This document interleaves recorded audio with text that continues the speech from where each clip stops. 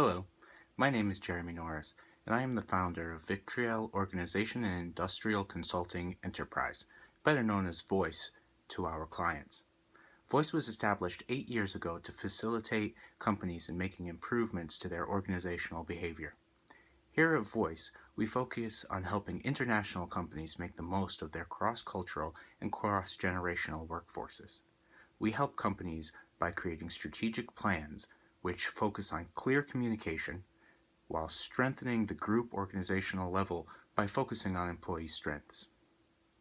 Examining the recent acquisition of Pet Gourmand by Bon Vivant, Voice has identified 3 critical incidents that will need to be addressed to make sure that Pet Gourmand successfully folds into Bon Vivant, creating a successful environment for all parties.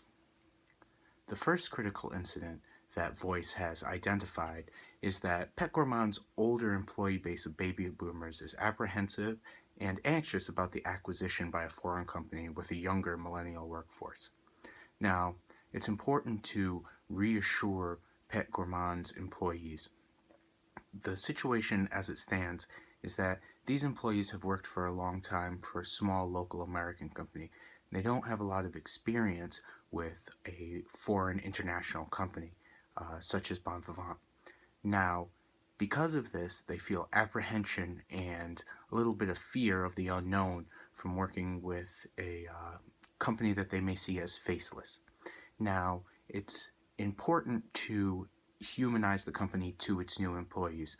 And for baby boomers whose preferred method of communication is face-to-face contact, talking to them directly, it's important for Mr. Chin, the CEO of Bon Vivant, to fly to Pet Gourmand and to personally address the employees, tell them about the company mission, the strategic goals of the company, how the two companies will now work together as one to create a more prosperous and successful future. Now, what this will do is it will have a humanizing effect on the company. The employees of Pet Gourmand will no longer see it as a faceless corporation that's bought them out. They will have faces that they can match to names, and they can begin to form a bond with upper management and leadership. Now, the other thing that needs to happen is that the multicultural workforce needs to be embraced. Now, the way that this can be done is to bring in the new team members and the existing Pet Gourmand team members and lay a bedrock of comfort and respect that the employees can use to start to get to know each other. Now, what Voice recommends is that first we find common ground, commonalities that the different people may have. Now, the employees of Pet Gourmand may not be used to working with people from different cultures, from different countries. So if we start off by showing them how they're the same, how they're not that different, then they'll be open to some of the differences that they may share once they see that they are not as different as they may have imagined or may have pictured. So now that they see the sameness, they can be taught about the strengths that the differences may hold. Now, the employee force is younger, so while the baby boomers may favor direct communication, may be uncomfortable with online communication, the younger workforce could excel in that area. So it's really about finding the areas where the old employees excel and where the new employees excel and where they don't excel, where they struggle, and matching them together so that they can create stronger teams. Which brings us to our second critical incident. Pet Gourmand has operated for the entirety of its existence as a strict hierarchical structure, and it will be changing into a flat organizational structure which Bon Vivant operates under. So there will need to be an evaluation and a redesign so that Pet Gourmand can fit under their new company structure. So the first thing that we should note is that with a hierarchical structure like the one that Pet Gourmand is used to working under, there's a strict chain of command, right? So employees report to middle management reports to upper management, who reports to the CEO, founders of the company, higher ups. and then orders follow on down the chain. Now, with a flat structure, there'll be more focus on tight self-managing groups that have the speed and the authority to make decisions on their own without having to run up the organizational chain. This will be a bit of a learning curve for the Pet Gourmand employees who are not used to this kind of company structure.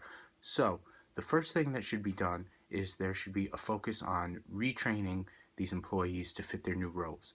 The way that we're going to recommend that Bon Vivant find these new roles is to use interviews and personality tests to find where the existing employees would be best suited. So now there's going to need to be a focus on creating strong teams, the group organizational level, as it's known. So to strengthen the group organizational level, we need to give these employees purpose. We need to give them a sense of responsibility, and we need to give them clear goals. So once the teams have been formed, Voice recommends that sales goals and development goals be set. If these goals are exceeded by the teams, then there can be monetary or time off bonuses given to these employees. This is sort of a carrot on a stick to drive the employees to want to work harder to match those goals, which will help them transfer and transition from a fear and a bit of a apprehension to the new structure towards working towards getting the goal met, matched, and exceeded. So goal-driven teams will need to be formed and designed. And the way that we can do this is we can match up employees based on their interviews and their personality tests, find out what they're good at, and try and match some of the older, more experienced Pet Gourmand employees with some of Bon Vivant's younger employees. So where the Pet Gourmand employees may have a large tactic knowledge base that they have accumulated over the years of working in the pet food business, the younger employees may be more comfortable with speedy sales and online sales and international sales, but they may not have the same knowledge base that the Pet Gourmand employees have. So by matching these people up using their personality tests and employee interviews, we can create strong teams that really meld and synergize together to create something that was greater than what we originally started with. Now finally, the last critical incident that Voice has identifies is a bit of a touchy subject. Recent articles in the media have come out about tainted pet food made in China. Now, Bon Vivant was not implicated in these articles. They were not accused of selling tainted pet food. But being a large international Chinese company, some of that negative press will undoubtedly find its way towards Bon Vivant. There's a mistrust in the marketplace of Chinese pet food manufacturers. So in a way, it's good that Bon Vivant purchased Pet Gourmand, which is very respected and is a very respected company that has a long line of flawless operation with no problems. So they have a sterling reputation. It's one of Pet Gourmand's strongest assets, actually. So now what needs to happen is the CEO of Bon Vivant, Mr. Chen, needs to have clear and direct communication with his stakeholders. So not just the employees, but the suppliers, the customers, everyone who is involved in the success of Bon Vivant. He needs to first distance himself and the company from the tainted Chinese pet food manufacturers. He needs to make it clear that Bon Vivant was not and will not sell tainted pet food, that they clearly care about its customers, and that was one of the reasons for purchasing Pet Gourmand, to strengthen and renew their commitment towards the highest quality pet food that can be sold to consumers. So Mr. Chin needs to, first of all, re-emphasize the dedication to quality.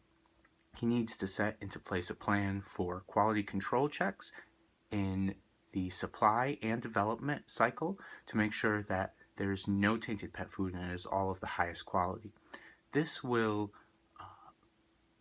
have the effect of reassuring not only the employees, especially the new ones who are coming in from Pet Gourmand, but the customers as well, that Bon Vivant is focused on only providing the best quality pet food.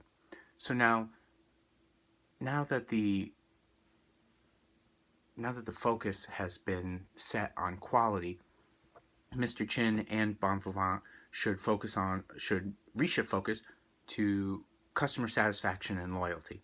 So by making sure that the food is of the highest quality, they can ensure that their customers are satisfied. They have satisfied customers, then they'll have loyal customers. Loyal customers spread word of mouth. Loyal customers talk positively about the business. So the more loyal that we can make our customers, and the happier that we can make them, then that will have the effect of completely distancing the Bon Vivant and Pet Gourmand brands from the tainted Chinese manufacturing of pet food.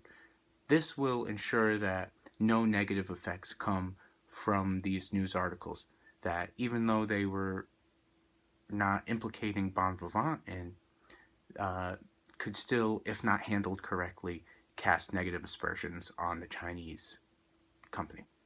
So, once again, my name is Jeremy Norris, and I am the founder of Voice. And I appreciate you listening to my recommendations, and I hope that you will give your employees the voice for success in the future. Thank you.